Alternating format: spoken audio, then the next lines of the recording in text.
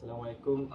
To our Engineering Society lecturer, IR Khalid bin Abdalil, TUM. Okay, I want to give some of the presentation about the case study of the ethical engineering. So, for me, without I wasting my time and your time, I want to share with you one of the case study. Is a flight crash Turkish Airlines 981. Okay, for introduction, the airline industry is a dominant force in the modern transportation. In the last 40 years, the world has witnessed as a commercial flight has swiftly expanded in the both short and the long distance. In aviation accidents can be traced to a variety of the cause, such as including pilot error, air traffic error, design and manufacturing errors, maintenance failures, sabotage, and inclement of the weather. Okay, the investigation of the leading expert to inspect, analyze every aspect of the cause, one of the cause of the uh, flight crash. And then for this discussion, we discuss more about the engineering disaster, such as design and manufacturing defect, mechanical failure, and the maintenance failure. Okay, for the case study, DC-10 cargo door, DC-10 cargo door for the flight crash airline Turkish flight airlines. This experienced a mid-flight cargo. One of the failure is a door failure, which led to the first total loss of the wide body aircraft in the industry. This we can be explained for the about poor handling of design and manufacturing. This because of all the company involved driven by saving at the expense of the safety. They more want to get a profit, but they want to get a profit than the safety of the passenger of the airplanes. And that's before the doors failure will later expose the most serious problems involving the tail control lines in the passenger floor was continually overlooked until the crash. Okay, for the cause of the crash, my friends Ricky P will explain more detail about this. Okay. Assalamualaikum warahmatullahi wabarakatuh. My name is Muhammad Arif bin Kipli. As my friend said before, the origin cause of the Turkish Airlines flight 981 is come from a poor handling, design and manufacturing. The aft cargo door of a DC-10 plane failed to operate 5 minutes after the flight departure. The door failure at a high altitude would cause depressurization of the cargo area and a large pressure differential across the cabin floor. The floor, which is not intended to hold this pressure, would then collapse, severing the hydraulic line which controlled the tail. That resulted in a complete loss of the plane control. However, after the door fault exposed a more serious problem, which is involving the tail control lines in the passenger floor, was continually overlooked until the crash. This was due primarily to a policy of using old design strategy which met minimum federal requirement. The company of the DC-10, the president of the company of the DC-10 producer, which is McDonnell Douglas, oversimplified the control lines failure mode when confronted with it in ground testing, and being committed to their own design, were unable to recognize the root problem. The company that however, the company that manufactured the cargo door for McDonnell Douglas did warn that the lack design of the door will eventually lead to a disaster, but McDonnell Douglas did nothing about it. After an investigation by National Transportation Safety Board, also known as NTSB, recommendations were made to modify the latching mechanism and add vent to the floor of the airplane. But for the sake of costing, McDonnell Douglas did not implement the recommendation in the manufacturing process. Pause. However, Federal Aviation Administration, also known as FAA, also partially at fault here. But uh, for that discussion, my friend Muhammad Farid bin Mustafa will explain further about it. Assalamualaikum, my name is Muhammad Farid Mustafa, and now I'm going to explain about what FAA did, which contribute to the causes of the flight crash. Federal Aviation Administration (FAA) at first prepared an Airworthiness Directive (AD) requiring all DC-10s to be grounded until the required modifications are made. However, the McDonnell Douglas managed to persuade the head of AAA to downgrade the agency as he was afraid that the AD would affect the sales of the airplane. Unfortunately, FAA gave in. It downgraded the agency and issued a service bulletin instead. This showed that ethical value is important, as if the FAA did not give in to McDonnell's influence, the modification would be made to DC-10, thus the crash would be prevented. This incident, it is not entirely enough to just focus on the accident itself. All contributory factors have to be taken into account at every step of the way. As example, from design up to the time where the DC-10 crashes, there is potential for errors to be introduced. As it is the very nature of humans to make mistakes, no system can therefore be perfect.